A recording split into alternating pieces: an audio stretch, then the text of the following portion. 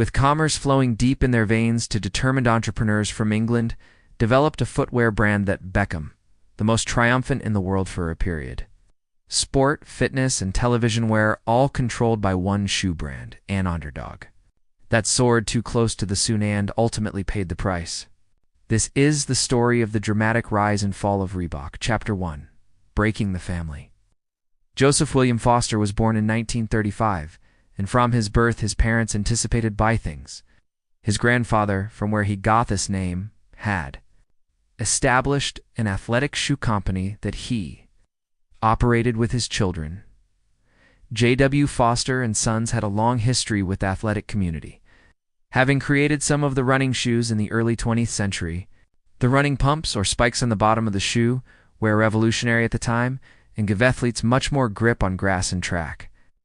Landmark achievements included Derek Ibbotson breaking the mile world record in J.W. Foster shoes and providing English Premier League teams with footwear. This company was going to be the foundation of Joseph's business. Buth had radically different ideas from his ancestors. At the age of 27, he joined the family business, but he was quick cycled up to national service to serve in the military. When he came back, he and his brother Jeff were less than optimistic about the direction of J.W. Foster and Sons. On the rise were brands like Puma and Adidas. Joseph and Jeff didn't believe enough was being done to beat the competition, but their elders didn't listen. Their father and uncle were running the business together and refused to change a thing. And so, in 1958, together they founded Mercury Sports Footwear, believing they could create a better company themselves. But when they found that a company was already registered under that name, they were forced to come up with a new one. After winning a running race as a child, Joseph Foster won a shiny new Webster Dictionary. And this was how he and his brother would find their new company's name. Flicking through the pages for anything that sounded sporty, fast, or appealing, Joe found his way to the RH section. A type of African antelope had the unusual name of Reebok, and they liked the ring to it, and thus continuing their family's tradition. On their own, Reebok was born. Instead of the African spelling, they chose to use the American version. Their ultimate goal was to enter the American market. Beautiful after 10 years and a failed visit to the States, Reebok was having trouble expanding. Being based across the Atlantic in the United Kingdom stymied any chances they had of finding a distributor. Fireman was given exclusive rights to sell Reebok in the country under the new company, Reebok USA Limited. The first Reebok shoe on the market in America was priced at $60 or $250. A release coincided with a fitness boom in the country, with televised workouts, aerobics, routines, and recreational sports more available than ever. The women's fitness community was a huge market bursting out of California, and celebrity and fitness pioneer Jane Fonda's popular aerobics classes Cotton helped inspire the development of the Reebok Freestyle, which would be Thea Company's first big hit. Paul Fireman was apprehensive about the idea at first, but after a prototype of a Reebok Freestyle was mocked up, was convinced it was a model totally unlike any of its competitors at the time. While Nike and Adidas were making bulky, ostentatious footwear, Reebok had made a thin, understated, clean shoe that resembled a ballet slipper. A massive order of 32,000 units was made, and after a quiet first week, Fireman started to become nervous. But after offering a promotional seminar with celebrity Richard Simmons, the shoes flew out of the store. Soon, the Reebok Freestyle was all that an aerobic enthusiast was wearing. At the 1885 Emmy Awards, actress Sybil Shepherd wore a pair of orange Reebok matched with her dress, proving just how far Thebrand had come. Chapter 3. Toppling Necking. Not long after the success of the Reebok Freestyle, Fireman bought their rights to the English company as well, bringing the headquarters to Massachusetts, renaming it Reebok International Limited, and listing it on the New York Stock Exchange. It may have seemed like a risk, but looking at the numbers, the purchase was a no-brainer. 2 years after Reebok's U.S. license had been secured, sales in the country had reached 0.5 million, or 4.4 million today, and this was only the beginning. That figure skyrocketed almost 10 times over the next year alone. was clear that the United States was the right market and that Fireman had made the right choice. Now, with total control of the company, Fireman shifted his attention from the women's aerobic market to the men's market, with models like the Newport Classic, the Revenge Plus, and the Workout. These were trendy, country club-ready sneakers, making them perfect to wear both while exercising and socializing. At the time, the market was crowded with big names like Adidas, Puma, ASICs, and Nike. First, Reebok needed a new logo. The original British logo featured the Union Jack. Redesign made the logo into a vector, creating a more abstract collection of lines. In 1988, Reebok wasted king of footwear, posting a whopping $0.8 billion in sales, which would bet $4.6 billion today. This number, for the first time, was higher than Nike. In fact, it was more than 20% higher than Nike sales that year, claiming 25% of the entire athletic footwear market too. Reebok had taken Nike by surprise, emerging virtually out of nowhere and inducing the women's aerobic demographic to springboard itself into the mainstream. Unfortunately, Reebok didn't get much time to enjoy the fruits of their labor, and they weren't entirely prepared for what would come back at them. Chapter 4. Pump Up.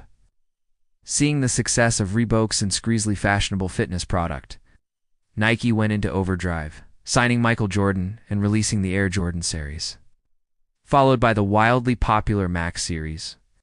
It was success after success for a brand that was quickly beaming, embedded into the fabric of sport and culture. In a constant battle to remain relevant, Reebok too attached itself to the sporting world, sponsored tennis players Boris Becker and John McEnroe, making the brand a household name. By the end of the 1980s, when the Reebok Pump took the company to a new level, in the same year that the Pump was released, Joe Foster, the co-founder of Reebok, decided to retire from his post. In 1989, his final act had been the development of the Reebok Pump, perhaps sensing that was the peak of the company's success. After Joe's departure, the company shifted its focus toward the technology inside its products, and the Pump was just that. Idest inflatable chambers at the top, oft shoe to give customers a customized outfit. Iconically NBA player D. Brown inflated his pumps moments before winning the 1991 NBA Slam Dunk Contest. Unsurprisingly, Danto, the Reebok Pumps, exploded onto the basketball scene. Worn by many NBA players, including Shaquille O'Neal and Allen Iverson, Reebok also branched out to find new ambassadors, including rappers Jay-Z and 50 Cent. Despite these, Reebok would never again match the mania during the growth of the 1980s. Their growth in sales splattered out the 1990s. Reebok fought to keep up with Nike by releasing a Shaquille O'Neal special edition model and unveiling their newest shock absorption technology, called DMX. But coming into the year 2000, Nike sales were triple those of Reebok. Having fallen of the trendy casual sneaker spotlight, Reebok chose to return to its roots. It wasn't quite the spike running shoes of the English athletic days, signing big names like footballer Thierry Henry. These kinds of sponsorships raised the brand value anywhere close to what it had been in the previous decades. Without Joe Foster, the brand was a rudderless ship, and even worse, it was sinking. Chapter 5. The Era of Adidas. Bitwo 2005, a German athletic company, was signing up Reebok, looking to use it to mount an attack on Nike, which was still dominating the global market. That company was Adidas, which started over 8 years earlier with similar roots to Reebok. Adidas began making spiked running shoes. In their first model showcased AFE 1936 Summer Olympics by Jesse Owens. The company had recovered from a tumultuous decade through the 1990s, and was finding success again in the early 2000s, emerging as the only true alternative to Nike dominance. A key part of that strategy was to make Reebok a subsidiary of its International port for around $3.8 billion, or $5.94 billion today. But Adidas took it in completely the wrong direction, choosing to focus on pseudo-innovative technology like ZigTech and partnering with CrossFit rather than following Nike's path of more casual footwear. In many ways, this move made sense for Reebok. a company that had found its initial success with the surge of popularity in aerobics. CrossFit was a natural successor to Theody's fitness craze. Looking to imitate what Under Armour did in the sports industry? With long-term contracts, Reebok agreed to a 10-year partnership with CrossFit. Reebok catered to the niche, advertising how it had gathered data from CrossFit participants to create targeted products and how CrossFit athletes had different demands from runners or different sports people. Reebok was signaling that it was surrendering the retail battle with Nike, trying to specialize its demographic like Lululemon or Sweaty Betty. Reebok a wave of new celebrity ambassadors. The years earlier, when it really aids products like the CrossFit Nano 7, and initially it worked. There was a 6% sales bump to go along with it. But CrossFit failed to make the same cultural imprints that the celebrity aerobics videos and TV workouts did in the 1980s. Chapter 7. Fighting for Survival. Just as doomed was Reebok's 6-year contract with UFC worth over $70 million in 2014, which will be closer to $90 million today. The sportswear company swooped in at a time of immense popularity in mixed martial arts, but was quickly criticized for moving all individual sponsorship, lowering fighter pay, and being used as a bargaining chip to sell the franchise. Unlike in most other combat sports, their Reebok deal with the UFC meant that fighters had to wear a uniform, and their payment was modified to become a tiered system drawn directly from Reebok. Not helping the company's image was the disastrous rollout, which saw several fighters' names misspelled and clothing branded generic. Fighters would on occasion speak out against the deal, but admitted that consequences behind the SENs for doing so were severe. Like CrossFit, this was another major misstep for Reebok.